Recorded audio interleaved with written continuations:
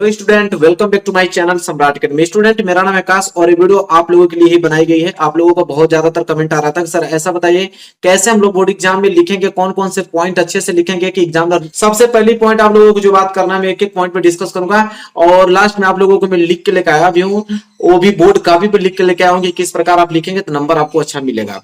सबसे पहले बहुत लोग गलती करते हैं कि जब पेपर मिलता है तो तुरंत पेपर सॉल्व करना चालू कर देते हैं। आपको तुरंत पेपर सॉल्व नहीं करना है मेरे प्यारे विद्यार्थियों, ठीक है। पेपर मिलने के जस्ट 15 मिनट तक आप लोग इस पेपर को पढ़िए। 15 मिनट का समय मिलता है। देखिए, पेपर सोल्यूशन करने के लिए 3 घंटे 15 मिनट का समय मिलता है आप लोगों को, तो 15 मिनट काफी पढ़ने के लिए मिलता है, ठीक है। कॉपी मतलब पेपर, जो आप लोगों को पेपर मिलेगा उस पेपर को आप अच्छे तरीके से पढ़ो, एनालिसिस करो, उसमें देखो कौन क्वेश्चन आ रहा है कौन क्वेश्चन नहीं आ रहा है, पैटर्न कैसा है, कैसा क्वेश्चन पूछा है, ठीक है। तो पेपर मिलने के बाद सबसे पहले जो मेरी बात आप मानिएगा, सबसे पहले आप पूरे प्रश्नों को पढ़ लीजिएगा, पूरे पेपर को पढ़ लीजिएगा। इसके बाद आप लोगों को क्या करना है कि जो क्वेश्चन पहले आ रहा है उससे पहले करो।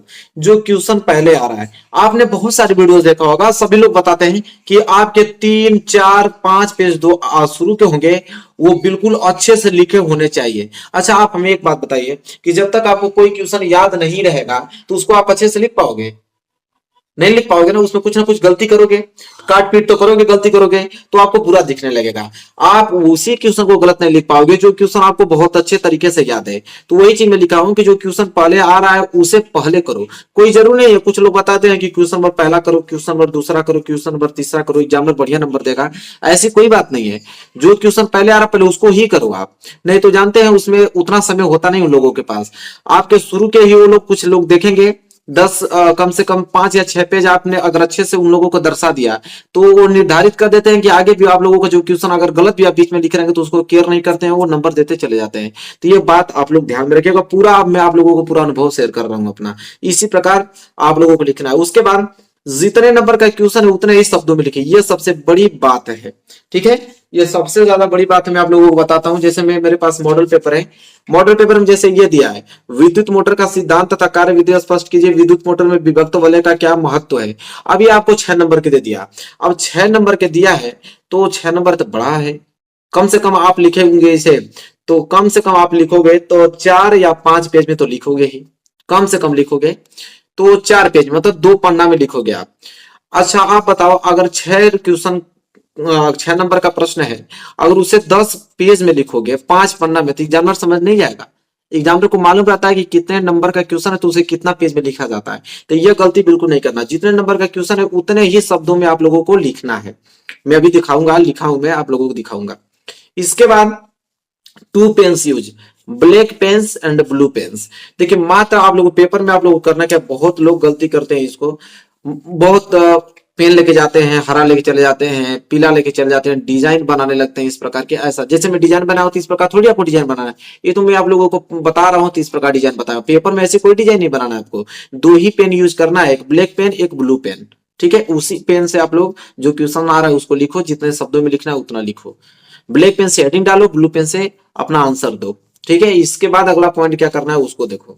अगला पॉइंट है कि सब हेडिंग, अंडरलाइन, बेस्ट राइटिंग। ये तीनों बहुत इंपॉर्टेंट है। सब हेडिंग का मतलब कि कोई भी आप प्रश्न कर रहे हो तो प्रश्न में जो सबसे पहले जो हेडिंग आती है हेडिंग जरूर डालो। उसके अंतर्गत उस प्रश्न के अंतर अगर 3 हेडिंग आ रही है तो तीनों हेडिंग को डालकर और उसके बारे में कुछ ना कुछ लिखो। जितना हेडिंग वाइज लिखोगे, जितना हेडिंग बना बना के लिखोगे उतना आपको बेहतरीन नंबर मिलेगा। ये नहीं कि एक हेडिंग डाल दिया हमने और पूरा का पूरा पेज भर दिया, ये काम नहीं करना है आप लोगों को।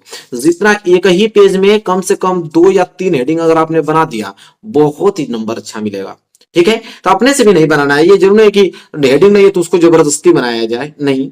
बहुत सारे प्रश्न ऐसे हैं जिसमें 2-3 हेडिंग रहता है। तो जिसमें 2-3 हेडिंग होता है, सबसे ज्यादा तो दीर्घ उत्तरी में होता है, लॉन्ग इंपोर्टेंट क्वेश्चन। जब लॉन्ग क्वेश्चन करेंगे तो बड़ा बड़ा क्वेश्चन होता है तो उसमें कम से कम 5 हेडिंग 6 हेडिंग आ जाता है। तो ये विशेष ध्यान देना है। सबसे ज्यादातर मैं आपको बता रहा हूँ दीर्घ उत्तरीय प्रश्न में ही कम से कम 5-6 हेडिंग बना के लिखिए आप।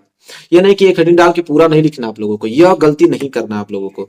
इसके बाद अंडरलाइन, जो हेडिंग आप डाल रहे हो उसके नीचे अंडरलाइन करो।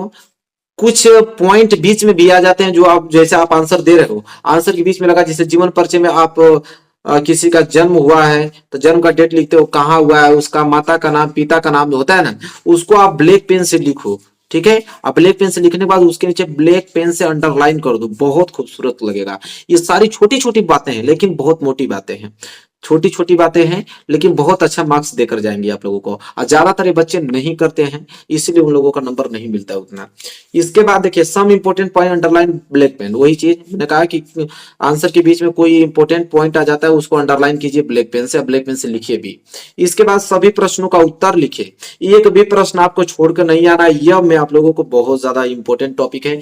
देखिए आपके पास 10 प्रश्न पूछा है ना, 10 प्रश्नों का उत्तर दीजिए, भले ही आपको प्रश्न का उत्तर आ रहा है या नहीं आ रहा है। लेकिन अब कुछ लोग कमेंट करेंगे सर प्रश्न का उत्तर नहीं आ रहा तो कैसे लिखे, आप सुनिए। कोई प्रश्न का उत्तर आपने जैसे दिया है, मैं एक प्रश्न ले लेता हूं, जैसे यहाँ पे हमें दिया है कि गोलीय दर्पण द्वारा परावर्तन के लिए चिन्ह परिपाटी लिखे। अब गोलीय दर्पण का चिन्ह परिपाटी आपको लिखना है, तो सबसे पहले आप लोगों को कुछ नॉलेज नहीं है, थोड़ा बहुत तो होगा, कुछ ना कुछ तो क्लू होगा ही होगा।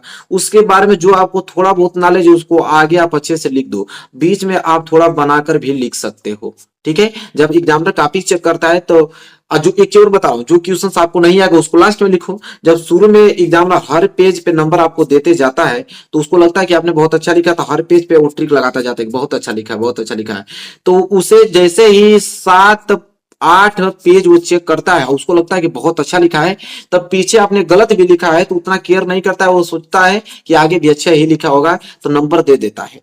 तो एक भी क्वेश्चन छोड़ना नहीं है, भले ही बनाकर लिखिए लेकिन लिखना है, क्योंकि बनाकर भी लिखेंगे तो 5 नंबर नहीं रहेगा तो 2 नंबर मिलेगा, लेकिन लिखेंगे ही नहीं तो कुछ भी नंबर नहीं मिलेगा। तो बात यह है, तो इतना पॉइंट आप लोगों को करना है, बस यही पॉइंट है, ज्यादा कुछ नहीं, बस इतना ही पॉइंट अगर आदमी ख्याल रखे तो पूरा का पूरा नंबर अच्छे से उठा सकता है। अब रही बात की कॉपी कैसे लिखे, तो मैं लिख के लेके आया हूं, मैं आप लोगों को दिखाता हूँ कॉपी कैसे लिखोगे बहुत अच्छे तरीके से, ठीक है। तो देखिए मेरे पास एक कॉपी है और इस कॉपी पे मैं लिख के आया हूं, दिखा रहा हूं आपको।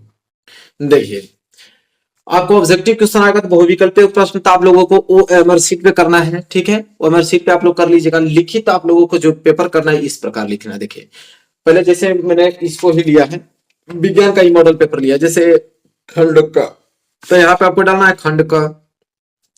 प्रश्न उत्तर पहला आप कर रहे हो तो प्रश्न उत्तर पहला डालो ब्लैक पेन से। इसके बाद पूछा है कि गोलीय दर्पण द्वारा परिवर्तन के लिए चिन्ह परिपाटी लिखिए, तो हेडिंग आपको अच्छे से डालोगे। देखो गोलीय दर्पण द्वारा परिवर्तन के लिए चिन्ह परिपाटी हमने कितना अच्छे से डाला है। इसके बाद लिखना चालू करोगे कि गोलीय दर्पण द्वारा प्रकाश के परावर्तन के दर्पण से वस्तु की दूरी, प्रतिबिंब की दूरी, फोकस की दूरी आदि को व्यक्त करने के लिए एक निश्चित चिन्ह परिपाटी का प्रयोग किया जाता है जो निम्नलिखित है। देखो मैं वहां कहीं कहीं कामा भी लगाया हूँ, यहाँ पे कामा लगाया हूँ, यहाँ पे कामा लगाया हूँ, ये बहुत ध्यान देने वाली बातें हैं। अगर इस तरह आपने लिख दिया, फिर पॉइंट बना के, पहला नियम क्या है, दर्पण पर प्रकाश किरणें सदैव बाईं ओर से आपतित होती हैं, ठीक है। इस तरह पॉइंट बना के, ठीक है। देखिए मैं किस प्रकार लिखा हूँ, 3 पॉइंट यहाँ लिख दिया हूँ और देखिए चौथा पॉइंट यहाँ, ठीक है। फिगर बनाने देखिए मैंने किस प्रकार स्पष्ट से आप लोगों का फिगर बनाया है। पेंसिल से आपको फिगर बनाना है या आप पेन से लिख सकते हो, ठीक है, लेकिन जो फिगर आपको बनाना है वो पेंसिल से बनाना होता है। तो देखिए मैंने किस प्रकार लिखा है, सेम इसी पैटर्न पे आप लोगों को लिखना है, एकदम साफ सुथरी। और जैसे एक चीज और मैं बता रहा हूँ, जैसे एक हेडिंग कंप्लीट हो गया, जैसे चौथा कंप्लीट हो गया ना पॉइंट, तो 5वां लिख रहे हो तो एक लाइन का गैप दो और थोड़ा दूर दूर लिखो, जैसे वस्तु है एवं प्रतिबिंब, इसके बीच देखिए कितना छोटा छोटा अच्छा अच्छा गैप में दिया हूं ताकि स्पष्ट दिख रहा है। इस तरह लिखोगे पूरा नंबर मिलेगा। मेरे प्यारे विद्यार्थी वीडियो आपको कैसी लगी है, वीडियो अच्छी लगी तो लाइक कीजिएगा। सब कुछ मैंने बता दिया, जितना बताया अगर उतना रूल आपने फॉलो किया है करेंगे तो बहुत बेहतर अंक मिलेगा आप लोगों को, वादा है मेरा। तो वीडियो को लाइक कर दो, चैनल पर नहीं तो चैनल को सब्सक्राइब कर दो और वीडियो को शेयर कर दो जितने भी फ्रेंड आपके पास है, ताकि सभी फ्रेंड आप लोग देख पाए कौन सी गलती नहीं करना। पढ़ने के लिए तो आप लोग बहुत अच्छे से पढ़ रहे हो, तैयारी भी मैं अच्छे से करा रहा हूँ, कोई भी दिक्कत नहीं है, बहुत अच्छा मार्क्स लेकर आओगे। तो चलिए मिलेंगे नेक्स्ट वीडियो में, तब तक के लिए धन्यवाद।